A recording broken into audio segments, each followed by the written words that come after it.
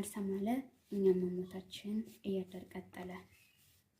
መተው እያረዱን ይሉናል ገደለ። እኛ የምንጠላው በዓለም የታለ? ዋይታችን ይሰማው የአዳም ዘር ካለ።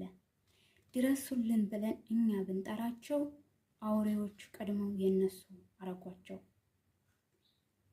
እውነቱን እያሳየናቸው ገንዘቡን ስልጣኑን የነሱ ይዟቸው እኛ ዝም ብለን ስንሞትላቸው እነሱ የሰሩን ሸክላ መሰልናቸው። መሮን በቃን መሞት ብንል ደግሞ ስም አወጡ አሸባሪ የሚል።